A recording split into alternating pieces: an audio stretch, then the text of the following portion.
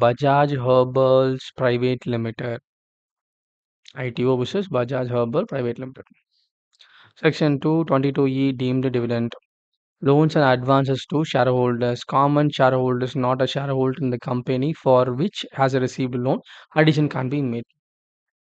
So in this case, assessee is not a shareholder of the company for which he received a loan. Such amount could not be treated as deemed dividend because he is not a shareholder. Merely because there were a common shareholders in payer and payee company, addition cannot be deemed dividend.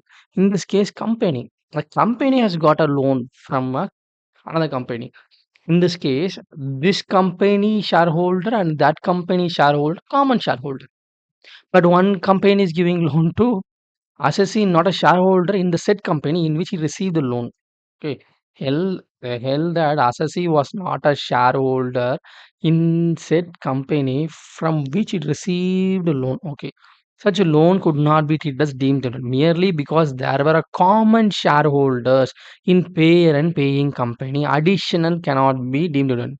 Yeah, I hold shares in this company, Indian company, Indian bank. At the same time, I hold a company in ITC Limited. So I have substantial Indian bank. I have 20% share, and ITC had 20% share. Indian bank giving loan to ITC. Does it deem dividend? No.